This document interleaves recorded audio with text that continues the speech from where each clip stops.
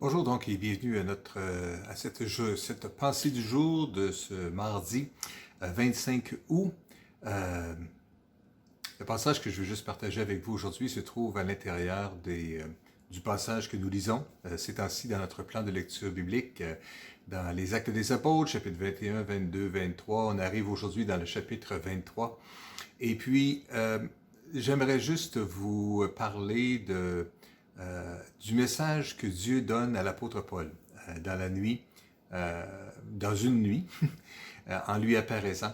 Le passage se trouve dans Acte 23, verset 11, quand la Bible nous dit que la nuit suivante, le Seigneur apparaît à Paul et lui dit « Courage, tu as été mon témoin à Jérusalem, il faut que tu le sois aussi à Rome. » Il faut savoir que dans cette époque-là, puis on le lit dans les chapitres précédents, Paul avait été arrêté à Jérusalem lors d'une émeute et puis était détenu à la citadelle. Le lendemain de l'arrestation, le commandant convoque tout le grand conseil, c'est-à-dire le Sanhédrin, pour examiner l'affaire, éclaircir ça et essayer de savoir de quoi les Juifs accusaient exactement Paul.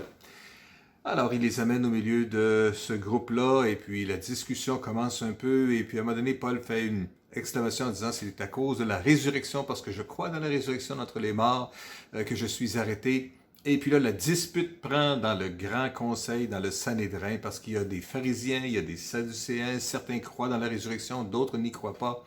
Et certains croient donc dans la possibilité, la réalité du surnaturel, alors que d'autres disent que tout ça, c'est pas vrai.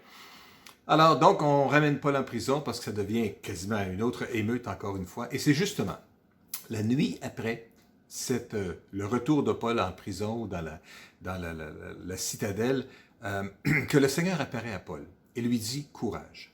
Dieu dit « Courage ». Souvent, lorsqu'il y a une apparition, que ce soit un ange, que ce soit Jésus, c'est souvent « N'aie pas peur, hein, ne crains pas ». Ici, le Seigneur dit à nouveau à Paul quelque chose comme « Courage, tu as été mon témoin à Jérusalem, il faut aussi que tu sois à Rome. » Alors, on pourrait s'imaginer que, suite à cette révélation, à ce songe que l'apôtre Paul a eu, qu'il était en paix, et sans aucun doute qu'il était en paix, et puis en se disant que les choses vont s'améliorer, la route va se paver pour que Paul puisse se rendre à Rome et rendre témoignage de l'Évangile.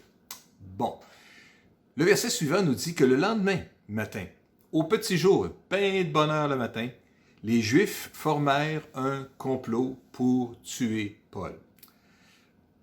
C'est pas tout à fait le scénario qu'on avait envisagé.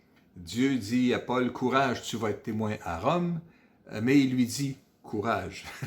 Courage parce que peut-être ça va prendre du courage en cours de route, peut-être parce qu'il va y avoir un petit peu d'opposition. Et Dieu veut simplement juste lui dire d'avance. Dans sa grâce, Dieu parle à l'apôtre Paul et lui dit, il lui dit pas, il aurait pu lui dire, regarde, ça va brasser à partir de demain, là. Ils vont être obligés de te transférer de nuit parce qu'il va arriver ceci, cela, et puis tu vas te faire barouetter pas à peu près.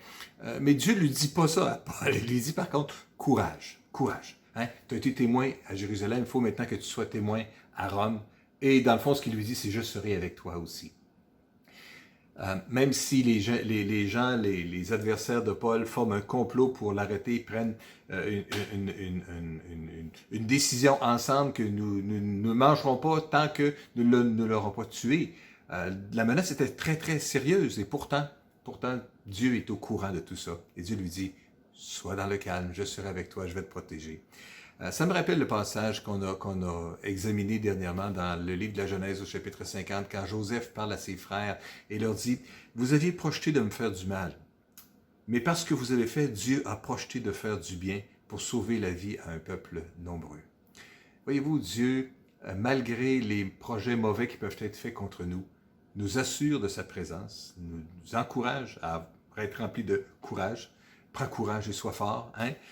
Dieu nous invite à être plein de courage face à l'adversité qui pourrait se présenter alors que nous avançons et que nous voulons voir son royaume avancer. Dieu a projeté de faire du bien et pour sauver un grand peuple. Et Dieu a projeté de garder Paul en vie pour qu'il soit un témoin à Rome et qu'il puisse continuer à être un témoin encore et que son royaume puisse s'étendre encore de plus en plus. Voyez-vous, l'avancement du royaume de Dieu peut provoquer de l'opposition, des tensions, des menaces. Mais l'enfant de Dieu peut être en paix en sachant que Dieu, le souverain, connaît. Il sait toutes choses. Il connaît, il sait, il promet de nous accompagner tout le long du chemin. Voici, je suis avec vous tous les jours jusqu'à la fin du monde. Il gardera nos cœurs dans sa paix, malgré les menaces qui pourraient venir. Alors aujourd'hui, je ne vous souhaite pas une journée de menaces, je ne vous souhaite pas une journée de tourments et de disputes et de conflits. Bien au contraire, je souhaite plutôt que ce soit une journée remplie de la paix, mais même s'il devait y avoir des conflits, des menaces, des choses comme ça, surtout à cause de l'avancement du royaume de Dieu, soyez juste en paix. Jésus n'est pas parti, il est encore avec vous, il veut vous garder, il veut vous fortifier. Prions ensemble. Seigneur, je veux te remercier pour mes frères et mes sœurs aujourd'hui. Je veux te prier ta bénédiction sur leur vie aujourd'hui. Je veux te prier que ta protection sur leur vie aujourd'hui. Je veux te prier que tu puisses ranimer la paix dans leur cœur, la joie, la sérénité, le calme, la confiance. Seigneur, que tu es là, que tu veilles, que tu les protèges et que tu prends soin d'eux. Je te prie que dans le milieu de tous les tourments que mes frères et mes sœurs peuvent traverser, dans le milieu des tensions qu'il peut y avoir, que à travers tout cela, tu puisses glorifier ton nom et que ton royaume avance, que d'autres personnes puissent continuer à te connaître comme Sauveur et Seigneur et qu'ils puissent découvrir les joies qu'il y a dans ton royaume. Te remercions, Père, au nom puissant de Jésus. Amen. Alors, je vous souhaite une journée merveilleuse remplie de bénédictions et de surprises dans l'aventure de suivre Jésus. Soyez bénis.